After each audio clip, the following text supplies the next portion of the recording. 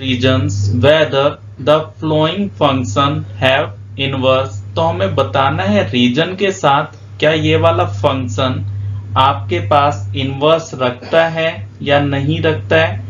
f एक function है जिसकी डोमेन दे रखी है 1 2 3 4 से लेके 10 तक और f ऑफ x को डिफाइन किया गया है 110 210 310 410 यानी f पे चाहे 1 लगे 2 लगे 3 लगे या 4 लगे हमेशा वैल्यू क्या मिलेगी 10 मिलेगी। मान लेते हैं आपके पास जो डोमेन है a एलिमेंट है इसके अंदर 1 2 3 4 b आपके पास क्या है को डोमेन इसके अंदर एक ही एलिमेंट है 10 और जो आपके पास फंक्शन f है a से लेके b तक दे रखा है। यदि हम इसके ऊपर a लगाते हैं f ऑफ 1 की वैल्यू बन रही है 10 2 की वैल्यू भी बन रही है 10 3 की वैल्यू भी हमारे पास आ रही है 10 और 4 की वैल्यू भी हमारे पास आ रही है 10 यानी आप f पे कोई भी एलिमेंट लगाइए क्या वैल्यू बन रही है 10।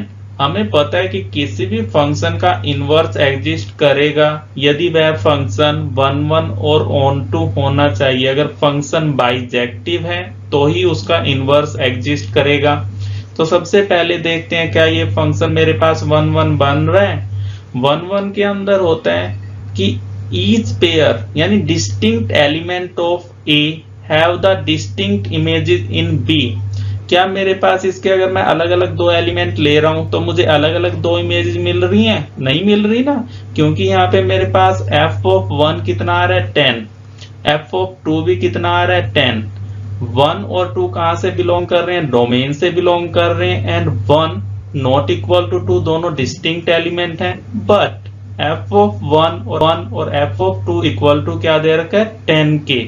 सो f इज नॉट 1 1 फंक्शन। जब 1 1 फंक्शन नहीं है ये तो हमें ऑन टू चेक करने की जरूरत ही नहीं है। बाइजेक्टिव तो तभी बनेगा ना जब वो 1 1 और ऑन टू दोनों हो। तो यहाँ पे जब ये 1 1 बन ही नहीं रहा तो मेरे पास क्या हो जाएगा hence function f does not have an inverse। तो इस f फंक्शन का इनवर्स नहीं होगा। अगर आप ऑन टू देखना चाह रहे हो तो इसकी रेंज देखिए क्या बन रही है, सिर्फ 10 ही आएगा रेंज में और कोडोमेन क्या है 10 ही बन रही है, दोनों इक्वल आ रहे हैं तो ये ऑन टू फंक्शन बनेगा। लेकिन हमें ऑन टू चेक करने की जरूरत नहीं है क्योंकि मेरे पास जब ये 1 1 ही नहीं बना तो ये बाइजेक्टिव कभी बनेगा ही नहीं, तो इसका इनवर्स एग्जिस्ट नहीं करेगा। सेकेंड पार्ट में g फंक्शन हमारे पास 5 6 7 8 से लेके 1 2 3 4 तक दे रखे हैं और g को डिफाइन किया गया है 5 4 6 3 7 4 8 2।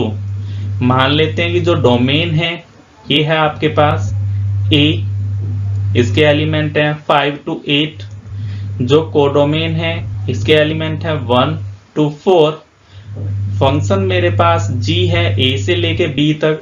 यदि हम g ऑफ 5 निकालें तो क्या मिलेगा 4। तो 5 किससे कनेक्ट होगा जाके 4 से। इसी तरह 6 कहां पे जा रहा है 3 पे, तो 6 मेरे पास कनेक्टेड होगा जाके 3 से। 7 कनेक्टेड होगा 4 से। यदि g 7 निकालें तो वो मेरे पास आएगा 4। 8 कहां पे जाएगा 2 पे, तो 8 कहां पे जाएगा 2 पे। पहले चेक करते हैं इनवर्स तभी एग्जिस्ट करेगा यदि मेरे पास फंक्शन 1 1 और ऑन टू दोनों ही होने चाहिए। क्या मेरे पास सबसे पहले चेक करते हैं क्या ये फंक्शन 1 1 बन रहा है, क्या distinct element of a have the distinct images. यदि मैं a के अलग अलग एलिमेंट ले रहा हूं तो क्या उनकी इमेजेस b में भी अलग अलग मिल रही है? नहीं। यहाँ पे देखिए 5 की इमेज भी कितनी है 4, 7 की इमेज भी कितनी है 4। एक एग्जांपल मिल गया हमें। एक ही एग्जांपल चाहिए होता है कि g ऑफ 5 निकालेंगे तो कितना आ रहा है 4, g ऑफ 7 निकालेंगे तो क्या आ रहा है 4। तो 5 और 7 दो एलिमेंट ऐसे मिल गए हमें डोमेन में कि दोनों इक्वल नहीं है बट इनकी इमेजेस क्या है इक्वल आ रही हैं। g5 और g7 क्या आ रहा है 4 के इक्वल आ रहे हैं। सो f is not 1 1 function. 1 1 function नहीं है तो इस फंक्शन का इनवर्स एग्जिस्ट नहीं करेगा, hence function g does not have an inverse.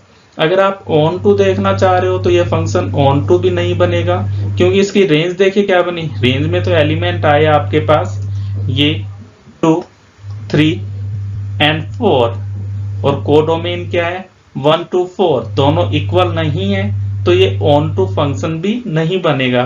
Check करना है क्या ये फंक्शन इन्वर्टिबल है या नहीं है। H के अंदर मेरे पास डोमेन में एलिमेंट दे रखे हैं 4, और कोडोमेन में भी दे रखे हैं आपके पास 4 एलिमेंट। तो यह डायग्राम बना लेते हैं। ए सेट के अंदर मैंने लिखे हैं डोमेन के एलिमेंट 2, 3, 4, 5, और बी सेट में लिखे हैं कोडोमेन के एलिमेंट 7, 9, 11 एंड 13। जो H फंक्शन है A से लेके B तक है। अगर H 2 पे लगाया जाए तो हमें वैल्यू मिलेगी 7, तो 2 से 7, 3 पे लगाएं तो मिल रही है वैल्यू 9, और 4 पे लगाएं तो वैल्यू मिल रही है हमें 11, 5 पे लगाने पे वैल्यू मिल रही है हमें 13। यदि आपके पास दोनों के दोनों सेट फाइनाइट दे रखे हैं और दोनों सेटों में नंबर ऑफ एलिमेंट इक्वल हैं और एक एलिमेंट सिर्फ एक के साथ ही पेयर बना रहे हैं, तो वो फंक्शन आपके पास हमेशा 1, 1 एंड ऑन टू बनेगा। नंबर ऑफ एलिमेंट दोनों में क्या होने चाहिए, इक्वल होने चाहिए, और एक एलिमेंट एक से ही कनेक्टेड होगा तो वो आपके पास 1, 1 और ऑन टू फंक्शन बनेगा। 1, 1 ऑन टू बनेगा तो बाइजेक्टिव होगा, बाइजेक्टिव है तो इसका इनवर्स एग्जिस्ट करेगा।